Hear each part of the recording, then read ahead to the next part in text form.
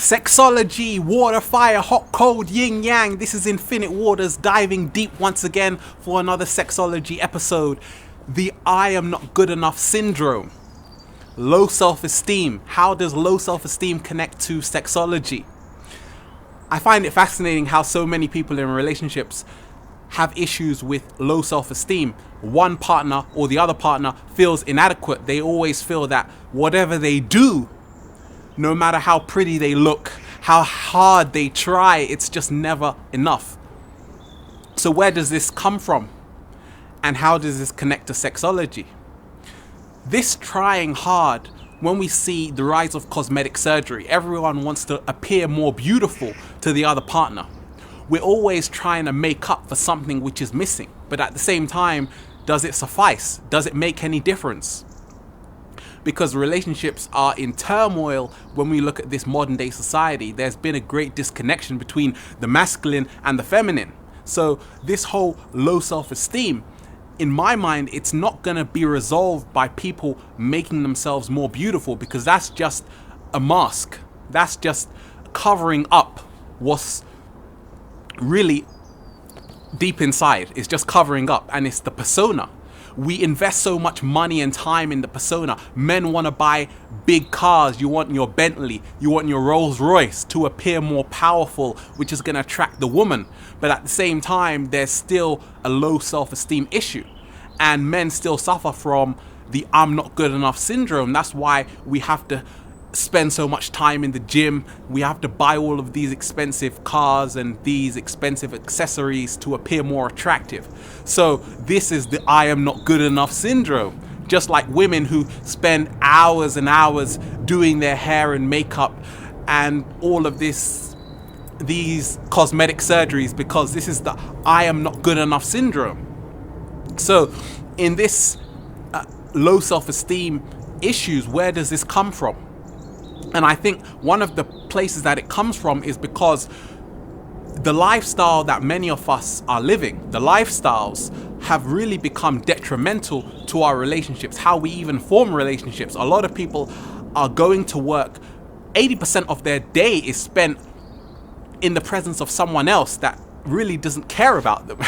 And then you come home to your partner and you expect everything to be roses. You expect everything to be cookies and cream, when in reality it's really not that, because you only have a small amount of time to really get to know someone on an intimate level in this modern day era. So of course there's going to be low self-esteem issues, because really and truly men and women these days haven't taken the time to really get to know each other on an intimate level. So when you haven't done that, then of course you're going to feel like you're not good enough.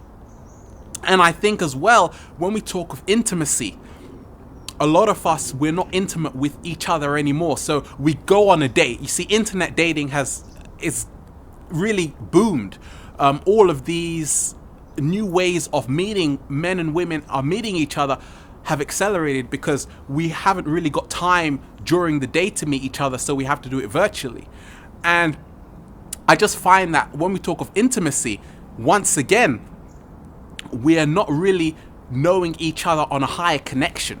Everything is on a very superficial level. It's almost like, okay, what job do you do? You know, you meet a woman and you say, what job do you do? A woman meets a man and you say, oh, what job do you do? Oh, I work here. And you expect the relationship to blossom. How can that be? Because you're only knowing each other on a very superficial level. And for me, the higher connection, where a low self-esteem will actually be gotten rid of, is when men and women come together on a very high connection and realize that their outward appearance is just one side of themselves. It's just a fraction of themselves. And this is not who they really are. The title, the name, the status, it's status anxiety. That's what creates a low self-esteem. It's status anxiety. It's always feeling that you're never quite there. It's, you know, and I feel that really this is one of the biggest issues, because this I am not good enough syndrome is really like a virus which has really infected so many of us. We spend and invest so much time in this just to be accepted. But at the end of the day, it's not working. That's why it has to go on and on and on. But I think when people actually surrender, when men and women, when we can all surrender and realize, I'll take you just the way you are. That's what I have to say to myself every day when I meet different people, because the more and more we have too many expectations of people. You know, we want we want to create this fantasy of what other people are, when in essence everyone is different, everyone is unique. So essentially, I feel that this whole low self-esteem issue it will only go when people actually begin to love themselves first, because no one, it doesn't matter how beautiful, how intelligent they are, is going to give you what you want. No one is going to complete you without you being whole first. We have to become whole first and meet other whole beings out there. And then that's when we create the super whole. But essentially, when we're just looking to someone for something, we want to be fulfilled, it may not happen. And I think that's what creates the low self-esteem. That's what creates the I am not good enough syndrome. So really and truly, this is it. This is the game of sexology. And a lot of people say, well, you deserve who you're with. And I think that's quite true to a large extent. This is the law of resonance. And every relationship we have is just a teacher to us. But another day, infinite waters, diving deep as usual. Sexology. I'll take you just the way you are, because you're good enough. Peace.